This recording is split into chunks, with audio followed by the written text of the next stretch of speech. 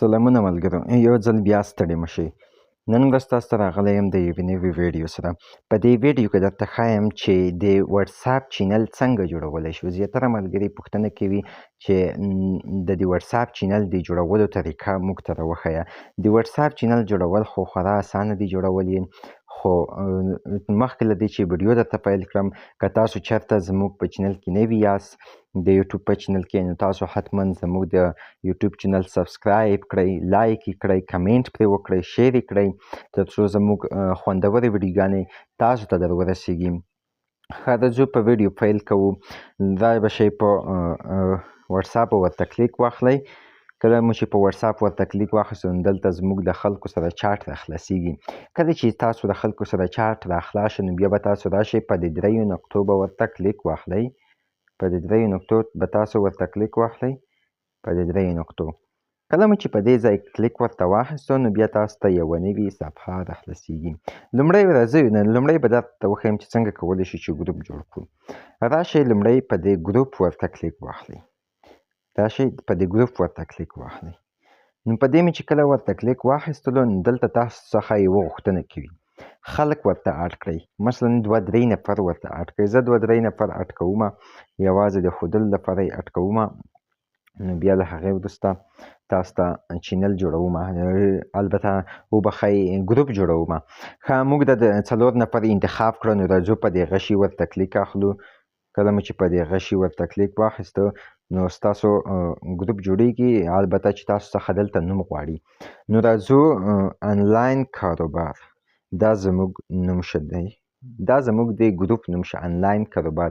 دلته چې تاسو په دې کیمره ورته کلیک وکړئ تاسو څخه دلته یوه کس غواړي. نو راځو په ګیلري به ورته کلیک واخلو. نو موږ تاسو دلته یو نوم مثلا انتخابو، زه د کینډل نوم ورته انتخابومه. دلته به تاسو لږ ایډیټ پکې وکړئ، لږ به یې داسې کړئ. ایډیټ غواړئ بیا به په دې ډن اپشن ورته کلیک واخلئ نو نوم به ثبت شي. بیا به راشئ په دې ځای به ورته کلیک واخلئ. په دې ځای ستاسو ګروپ، البته ګروپ چې دی هغه به جوړ شي. نو راځو په دې ځای ورته کلیک واخلو، ګروپ جوړیږي. ښه ملګرو ګروپ جوړ شو، کینسل. نو ملګرو دلته ګروپ جوړ شو، زموږ سره څو نفر شتون لري؟ البته 3 نفر.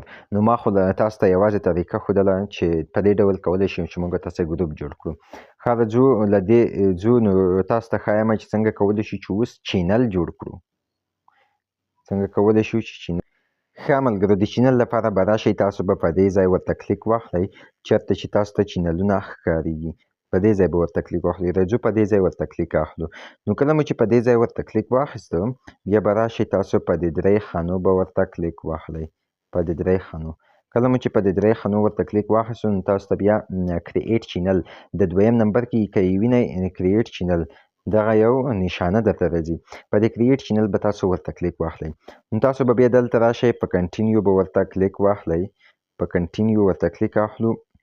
راځو په کنټینیو ورته کلیک اخلو. دلته تاسو څخه 3 اپلیکیشن غواړي، اپشن یې غواړي. لومړی به تاسو د چینل نوم ورته انتخاب کړئ او لومړی به البته تاسو به لومړی د چینل عکس تصویر ورته انتخاب کړئ. په 2م نمبر کې به تاسو د چینل نوم ورته انتخاب کړئ، مثلا یو ښکلی نوم به ورته انتخاب کړئ.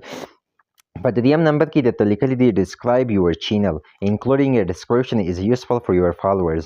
مثلا تاسو به دلته د چینل یو ډسکرپشن ولیکئ، کوچنی ډسکرپشن چې تاسو مثلا د چینل د څه په اړه دی، آنلاین کاروبار د په اړه دی، د ټوکو په اړه دی، د تدریس په اړه دی، د انګلیسي تدریس په اړه دی، د څه په اړه دی. مثلا زه ورته لیکمه، لومړی به ورته عکس انتخاب کړمه.